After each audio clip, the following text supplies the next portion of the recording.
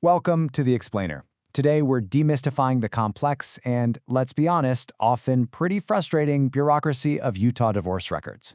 We're going to hand you the exact map to navigate this whole system so you can access these hidden documents online, and the best part, entirely for free. So let's kick things off with a fascinating question. Did you know you can uncover a wealth of personal history right from your living room without spending a single dime? I mean, think about it. How many family secrets or crucial genealogical details or even critical legal facts are just sitting there, waiting for you to find them? Well, it turns out, if you know exactly where to look, the answer is quite a lot. To guide us through this bureaucratic maze, here's our agenda for today's Explainer. First, unlocking Utah's hidden history. Then, the 2012 privacy shift, searching historical records for free, modern records and free workarounds, some pro tips and troubleshooting, and finally, our final thoughts and disclaimers. Okay, let's dive right into Section 1, Unlocking Utah's Hidden History. You see, divorce records are far more than just a formal, legal notification of a breakup. Whether you're an amateur genealogist building out your family tree, or maybe a legal researcher looking for asset histories, these files, they're an absolute goldmine. We're talking maiden names, details about kids, including birth dates, marital histories, and family residences. But getting your hands on them requires understanding the rules of the game. Which brings us to Section 2, the 2012 privacy shift.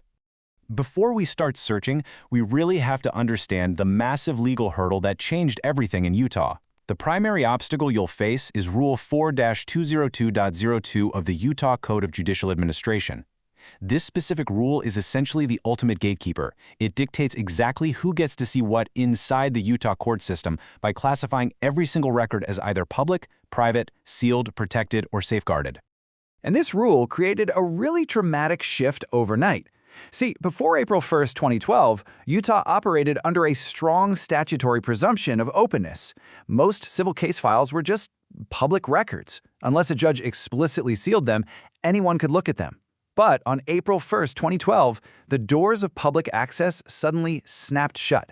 Divorce, separate maintenance, and child custody filings were completely reclassified as strictly private, meaning the general public could no longer just log on and read the details of a modern divorce. It was a huge change.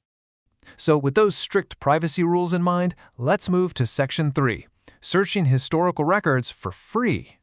Here's the thing. To know where to look, you absolutely have to know when the divorce happened.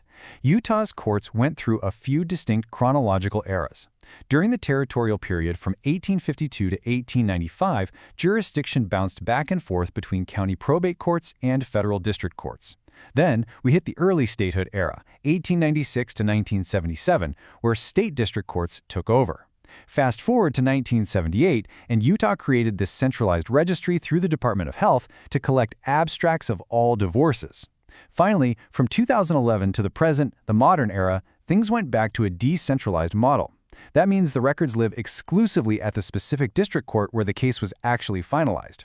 Now, a super crucial detail to remember here is the 50-year rule. If the records you're looking for are over 50 years old, the Utah State Archives is going to be your absolute best friend. They are the official legal repository for historical, civil records, and they offer completely free, worldwide online access. You can search right through their name indexes, and often you can even browse the digitized civil case folders straight from your browser. Seriously, without paying a single cent. And if you're researching specific pre-1974 county records, you'll need to know exactly which platform to check. For example, Cache County records from 1860 to 1887 are on the Utah Digital Archives. But you'll find that Box Elder, Davis, and Salt Lake County historical dockets from those early years are actually hosted for free over on Family Search. All you've got to do is create a free account, and boom, you can browse all these digitized microfilms right from your couch.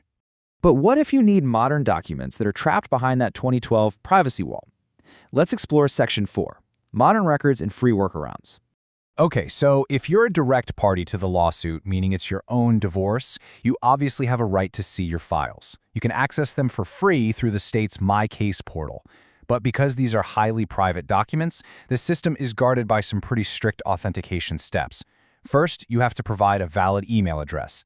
Next, you enter your specific court case number. And third, this is the big one, you have to authenticate your identity using a government-issued photo ID.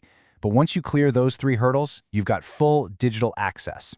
But wait, what if you aren't a party to the case? Like, what if you're a journalist, a researcher, or just doing a background check? Well, your brilliant free workaround is the on-site Exchange terminal. Exchange is the state's central database. Now, accessing it from your house requires a paid subscription, which we're trying to avoid, right? But the state allows free access if you physically visit a district courthouse or the state law library. You just walk right up to a public terminal, search by name or case number, and you can view the chronological case summaries and final decrees right there on the screen for totally free. But here is the catch.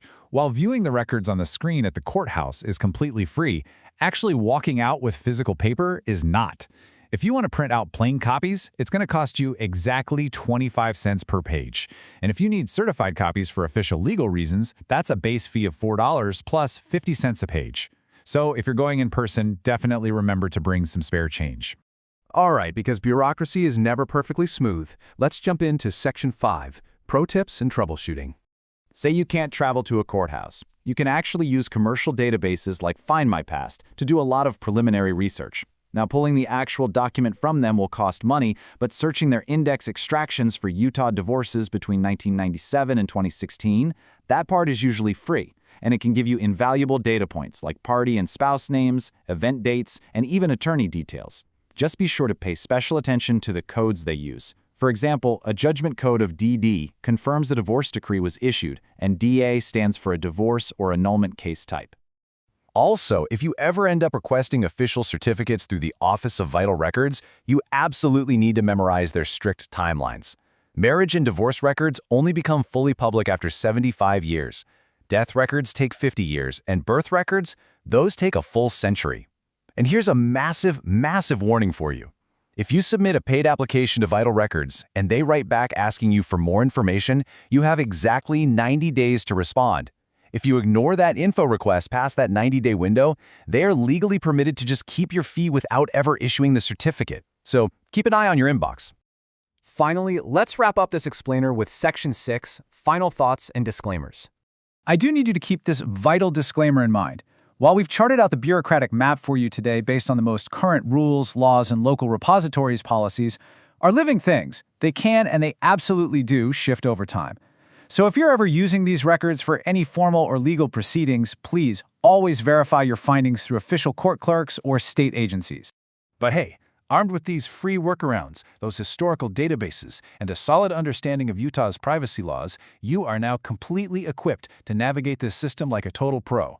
The only question left is, what hidden history are you going to search for first?